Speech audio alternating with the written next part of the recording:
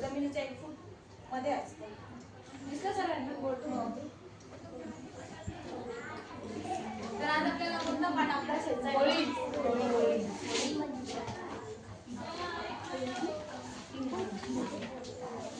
त्याचे लेखक कोण आहे?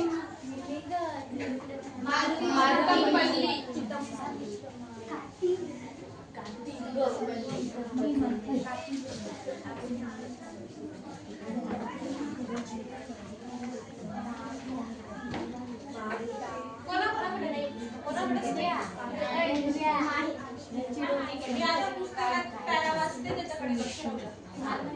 कारण की मी त्याच्यावर प्रश्न विचारणार. हॉलिवूड पासून दूर पहिले आपण लेखकांचा परिचय करू. मारुती चितमपल्ली 1932 मध्ये त्यांचा जन्म झाला. पक्षी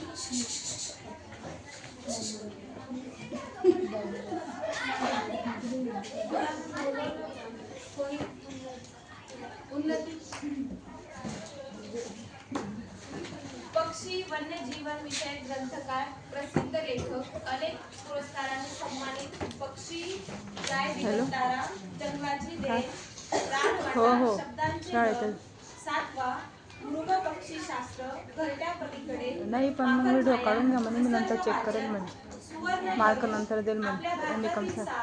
पक्षीकोश, आनंददायी पगडे इत्यादी पुस्तके मारुती चितमपल्ली प्रसिद्ध आहेत. हो पाठ घेऊ देत आहे. तर पाठाविषयी आपण जाणून घेऊ. आरबीएसला तुमचे सर आहेत ना, बच्चा सर, केबीएसला सर आहेत ना.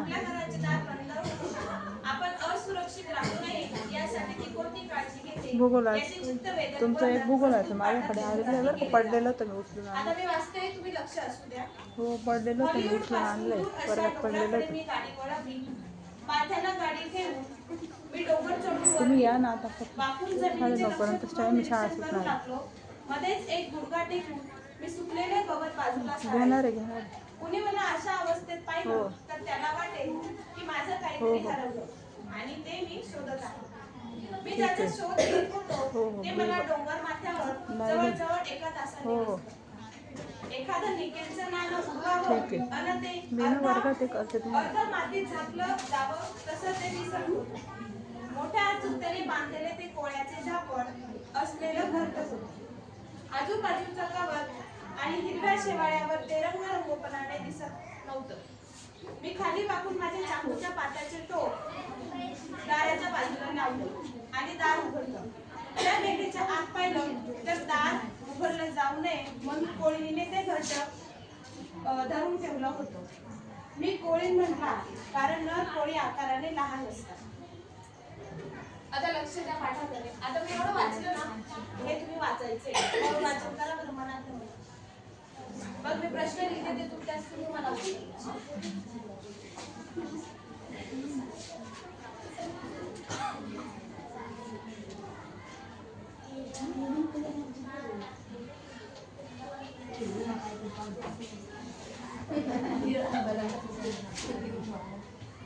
आवाज नका करू.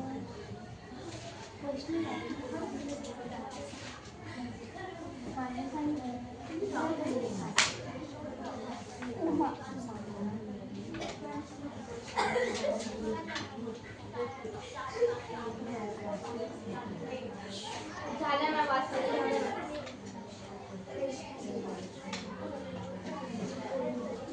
वाचलं? हा प्रश्न काय सांगा बरं मला. कोळीने मिळले होते.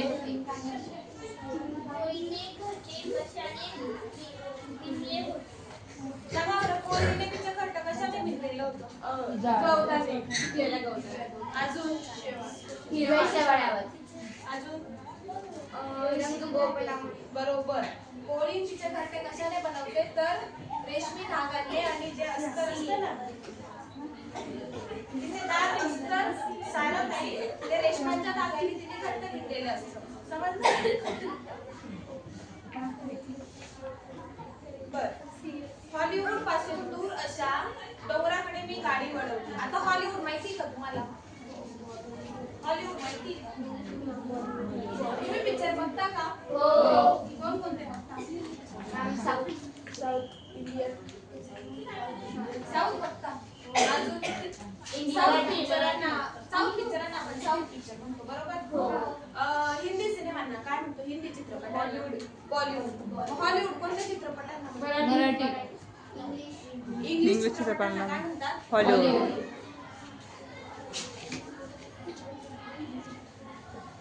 समजलं? हॉलिवूडचा अर्थ?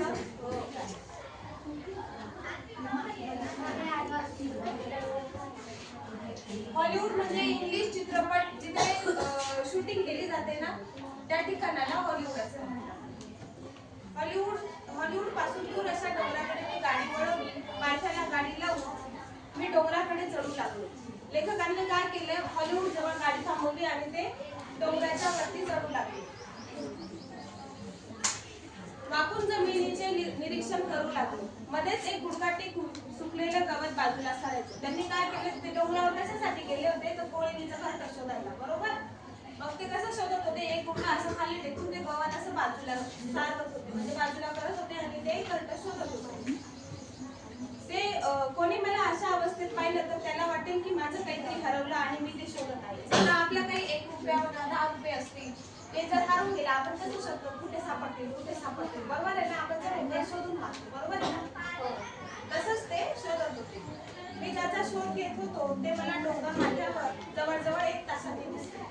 लेखक कशाचा शोध घेत होते? बरोबर. मग त्यांना ते किती तासांनी दिसले? 1 तासाने ते घरटे त्यांना दिसलं.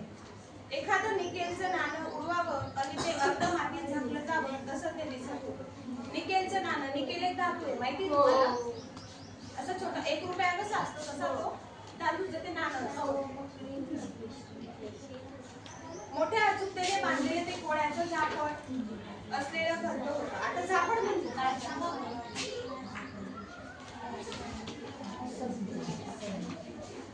झापड म्हणजे काय माहिती का तुम्हाला? आता जर समजा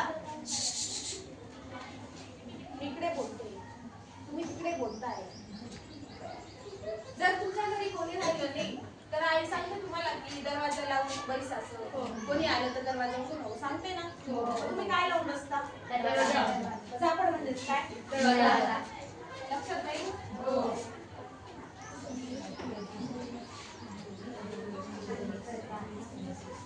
आजूबाजूचं गवत आणि हिरव्या शेवाळ्यावर ते रंगोपणाने दिसत नव्हतं. आता इथे दिसतंय का तुम्हाला? आता हे कोणी दिसत असते बरोबर. ते लगेच असं लक्षात येतंय का? नाही येते ना, कारण की आजूबाजूला काय आहे? गवत. त्याच्यामुळे ते काय होते दिसून येते. मी खाली वाकून माझ्या चाकूच्या पाट्याने टोक दाराच्या बाजूला लावलं. आता समजा हे घरट आहे बरोबर. आता इथे तुम्हाला दिसतंय हे जसं कोळीचा घरट्याचा दरवाजा आहे झाकण. तर लेखकाने काय केलं इथे चाकूचं टोक लावलं बरोबर. चाकूचं टोक लावून दार उघडलं.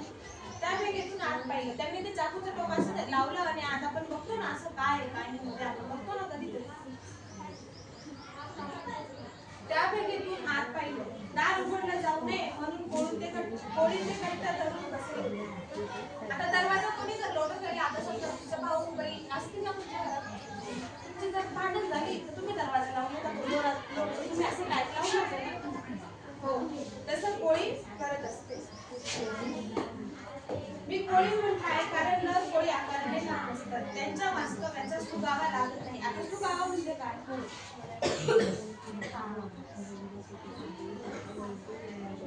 सुगावा म्हणजे काय माहिती का? शोध लागणे. सुगावा म्हणजे शोध घेणे किंवा शोध लागणे.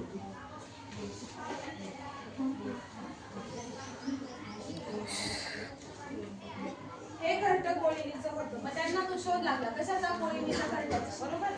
जमिनीत जवळजवळ 1 फूट खोलीवर न दिसणारे ते घरट, त्याचं दार आणि असं सारं काही रेशम्याच्या धागांनी विणलेलं होतं.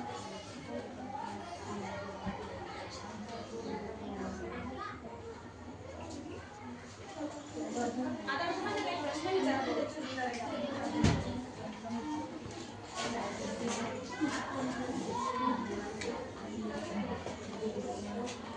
लेखक जमिनीचे निरीक्षण का करत होते? ज्याला येत असेल फक्त वरती सांग. पण कोळीच्या घरटे करून. अगदी बरोबर. लेखक जमिनीचे निरीक्षण का करत होते? कारण की त्यांना काय शोधायचं होतं? कोळीचं घरट.